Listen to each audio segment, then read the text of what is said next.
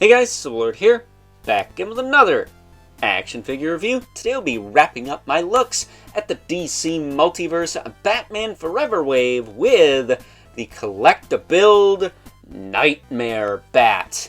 This, of course, brought to us by the fine folks over at McFarlane Toys. In full disclosure, this review is going to be clunky and awkward enough as it is, so he is alongside good old Val Kilmer, just to get your size comparison out the way so we can move right along with the meat and taters of this review, because of course he does not come with any accessories. Most collectibles don't.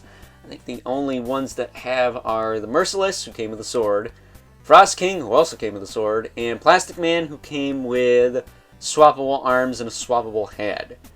That said, I think the movie Bane from the Nolan verse also came with some accessories, but and by that wave, because I think those movies are overrated and kind of suck.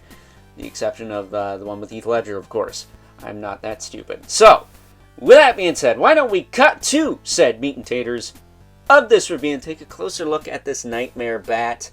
We're going to, first of all, make sure my review set isn't going to collapse, because this thing is massive.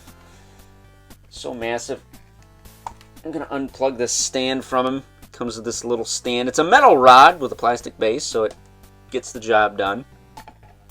I guess you could say that's his lone accessory, is that stand. But here he is, the Nightmare Bat, looking a lot more like a Halloween decoration. Hence why he was a part of my Halloween display this past spooky season. Even though I didn't get around to the review yet, had to throw him out there. He just fits, man. That said, he also kind of looks like the Hellbat from the Meatloaf album cover, Bat Out of Hell. Well, there's three of them. There's Bat Out of Hell 1, 2, and 3. My favorite of the trilogy is The Monster Is Loose, the newer one. I'm sure that's blasphemous, but that song is metal AF. Don't even play, bro. Don't even play. But this thing is really freaking cool looking. As far as articulation goes, it sucks balls. It's got a double ball peg in the head, but it barely does anything. Barely does anything. He does have a hinged jaw, which is pretty cool. And then his wings are on disc hinges, so you can hinge them up and down and rotate them for what that's worth. But that's it. Unfortunately, you can't have him look down at all, and there's nothing to plug this hole on his stomach up. So you're always going to need to have the stand, which does kind of suck, because this guy is pretty cool. I would like to display him in other ways, but there's no other way to display him. That said, they did a good job with the details. Looks like a bat. A giant, monstrous bat. Some people refer to this as the movie version of Man-Bat from back in the day, which I could see that. There's a valid argument for that. But a little bit of story time in case you're not familiar with the Nightmare Bat, because some of you out there are probably thinking, hey, I've watched Batman Forever tons of times. I don't remember this guy. Well, that's because he's from a deleted scene that was never really shown to the public before. I don't know if it's available now or what.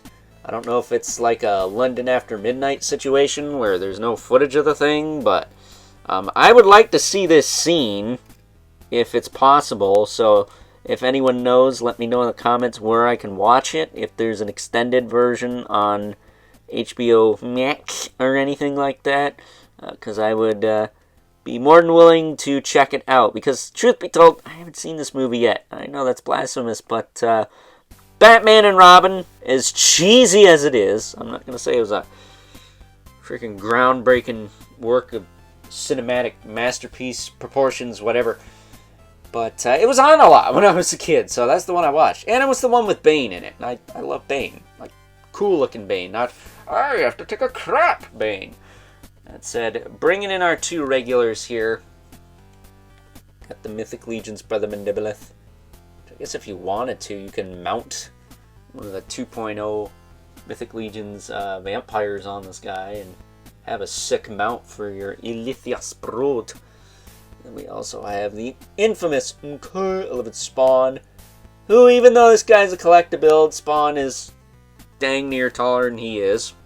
Or at least the same height, but yeah, again, very clunky and awkward review to shoot, but I really didn't know any other way to shoot it. So there you go. So with that being said, it's time now that we wrap things up with some final thoughts.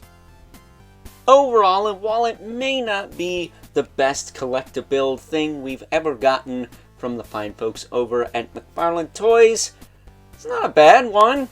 It's pretty cool. It's different, even though it is, again, more like a Halloween decoration more than anything.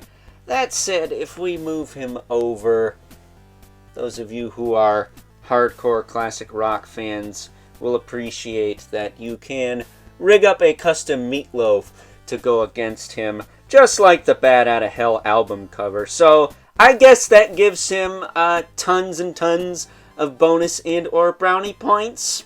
At least it does for me. So with that being said, I hope you guys enjoyed this review. And until next time, I'll catch you guys later.